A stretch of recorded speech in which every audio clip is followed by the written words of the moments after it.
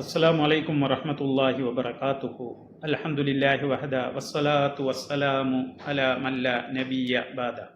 പ്രിയമുള്ള സഹോദരന്മാരെ, സഹോദരികളെ, മനുഷ്യരുടെ കൂട്ടത്തിൽ നാം ഏറ്റവും കൂടുതൽ സ്നേഹിക്കേണ്ടത് മുഹമ്മദ് നബി സല്ലല്ലാഹു അലൈഹി വസല്ലമയെയാണ്. അള്ളാഹുവിനോടുള്ള ഇഷ്ടം കഴിഞ്ഞാൽ പിന്നീട് ഏറ്റവും കൂടുതൽ ഇഷ്ടമുണ്ടാവേണ്ടത് മുഹമ്മദ് നബി സല്ലല്ലാഹു അലൈഹി വസല്ലമയോടാകുന്നു.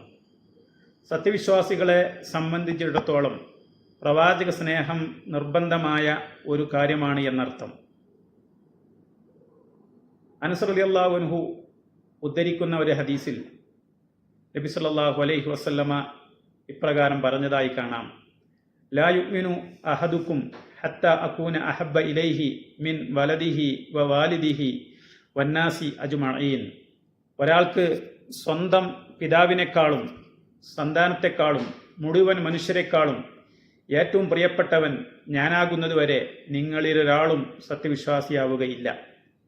ഒരു സത്യവിശ്വാസിക്ക് സ്വന്തം മാതാപിതാക്കളെക്കാളും സന്താനത്തെക്കാളും മുഴുവൻ മനുഷ്യരെക്കാളും ഏറ്റവും പ്രിയപ്പെട്ടവൻ മുഹമ്മദ് നബി സല്ലല്ലാഹു അലൈഹി വസല്ലം ആയിരിക്കണം. അല്ല, സ്വന്തത്തെക്കാളും പ്രിയം നബി സല്ലല്ലാഹു അലൈഹി വസല്ലം ആയിരിക്കണം. സൂറത്തുൽ അഹ്സാബിലെ 6-ാമത്തെ വചനത്തിൽ അല്ലാഹു സുബ്ഹാനഹു വ തആല പറയുന്നത് ഇപ്രകാരമാണ്: അന്നബിയ്യു ഔലാ ബിൽ മുഅ്മിനീന മിൻ അൻഫുസിഹിം. പ്രവാചകൻ സത്യവിശ്വാസികൾക്ക് സ്വദേഹങ്ങളെക്കാളും അടുത്ത ആളാകുന്നു. അതുപോലെ തന്നെ ഇമാം ബുഖാരി ഉദ്ധരിച്ച ഹദീസിൽ അബ്ദുല്ലാഹിബ്നു ഹിഷാം റളിയല്ലാഹു അൻഹു പറയുന്നു: ഞങ്ങൾ നബി സല്ലല്ലാഹു അലൈഹി വസല്ലമയോടൊപ്പം ഇരിക്കുകയായിരുന്നു. അവിടുന്ന് തൻ്റെ കൈ ഉമർ റളിയല്ലാഹു അൻഹുവിൻ്റെ ശരീരത്തിൽ വെച്ചു. അപ്പോൾ ഉമർ റളിയല്ലാഹു അൻഹു പറഞ്ഞു: എൻ്റെ സ്വന്തം ദേഹം ഒഴിച്ച് മറ്റെല്ലാവരെക്കാളും എനിക്ക് ഏറ്റവും ഇഷ്ടപ്പെട്ട ആൾ അങ്ങുന്നാകുന്നു. അപ്പോൾ നബി സല്ലല്ലാഹു അലൈഹി വസല്ലം പറഞ്ഞു: ഇല്ല, എൻ്റെ ആത്മാവ് ആരുടെ കയ്യിലാണോ അവൻ തന്നെ സത്യം. നിന്റെ ശരീരത്തെക്കാൾ നീ എന്നെ സ്നേഹിക്കണം. അപ്പോൾ ഉമർ റളിയല്ലാഹു അൻഹു പറഞ്ഞു: അള്ളാഹുവാണ് സത്യം, അങ്ങാണ് എനിക്ക് എന്നെക്കാൾ പ്രിയപ്പെട്ടവൻ. അപ്പോൾ നബി സല്ലല്ലാഹു അലൈഹി വസല്ലം പറഞ്ഞു: ഉമർ, ഇപ്പോഴാണ് താങ്കളുടെ വിശ്വാസം ശരിയായത്.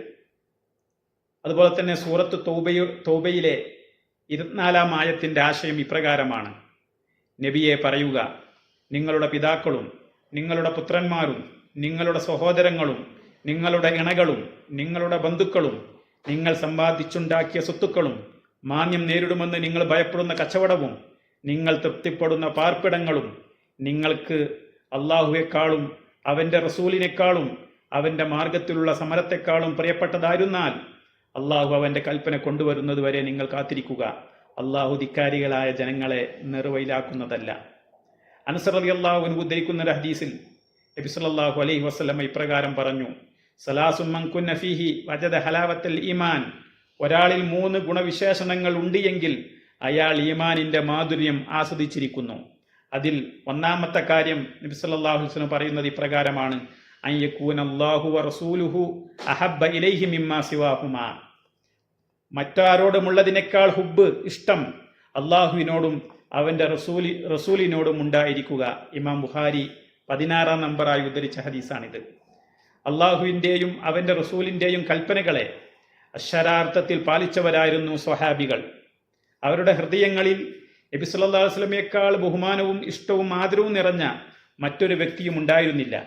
അബൂ സുഫിയാൻ ഇസ്ലാം സ്വീകരിക്കുന്നതിന് മുമ്പ് നബി സല്ലല്ലാഹു അലൈഹി വസല്ലമയെയും അവിടുത്തെ അനുചരന്മാരെയും കുറിച്ച് ഇപ്രകാരം പറയുന്നതായി ഹദീസുകളിൽ നമുക്ക് കാണാം: വല്ലാഹി മാ റഅയ്തു മിൻ ഖൗമിൻ ഖത്തുൻ അശദ്ദു ഹുബ്ബൻ ലിസ്വാഹിബിഹിം മിൻ അസ്ഹാബി മുഹമ്മദിൻ ലഹു. അല്ലാഹുവാണേ സത്യം, മുഹമ്മദിൻ്റെ അനുചരന്മാർ അദ്ദേഹത്തെ സ്നേഹിക്കുന്നത് പോലെ അങ്ങേയറ്റത്തെ സ്നേഹം മറ്റൊരു സമുദായവും അവരുടെ നേതാവിനെ സ്നേഹിക്കുന്നതായി ഞാൻ കണ്ടിട്ടില്ല. സഹോദരന്മാരെ, നമ്മെ സ്വർഗത്തിലേക്ക് അടുപ്പിക്കുന്ന എല്ലാ നല്ല കാര്യങ്ങളും നമ്മെ അറിയിച്ചിട്ടുള്ള നബി സല്ലല്ലാഹു അലൈഹി വസല്ലമ ഒരു നന്മയും പറയാതെ വിട്ടുപോയിട്ടില്ല.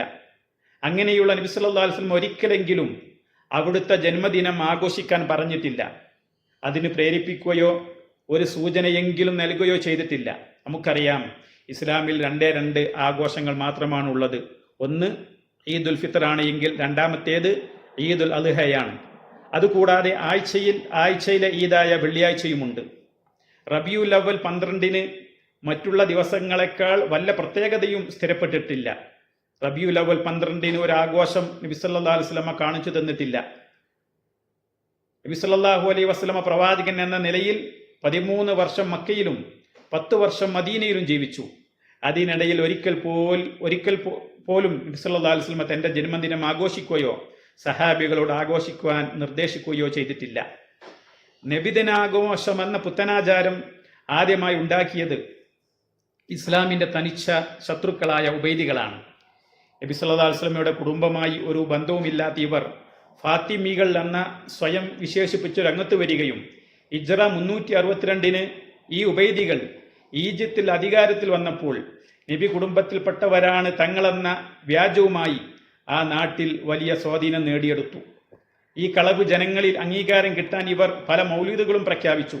അതിൽപ്പെട്ടതാണ് അലി റളിയല്ലാഹു അൻഹുവിൻ്റെയും ഫാത്തിമ, ഹസൻ, ഹുസൈൻ റളിയല്ലാഹു അൻഹും എന്നിവരുടെ പേരിൽ മൗലിദുകൾ ഉണ്ടാക്കിയത്.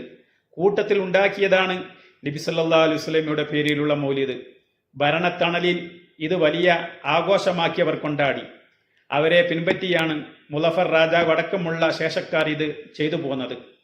ഇമാം സഹാവി റഹ്മഹുള്ള പറഞ്ഞു, ഇന്ന അമലൽ മൗലിദി ഹദസുൻ ബാദ ഖുറൂനി സലാസ.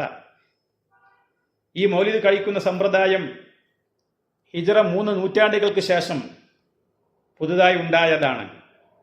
രാജാക്കന്മാരിൽ നിന്നും ആദ്യമായി മൗലിദ് കഴിക്കുന്ന സമ്പ്രദായം പുതുതായി ഉണ്ടാക്കിയത് അബൂ സഈദ് എന്നറിയപ്പെടുന്ന 6-ാം നൂറ്റാണ്ടുകാരനായ മുളഫർ രാജാവാണ്.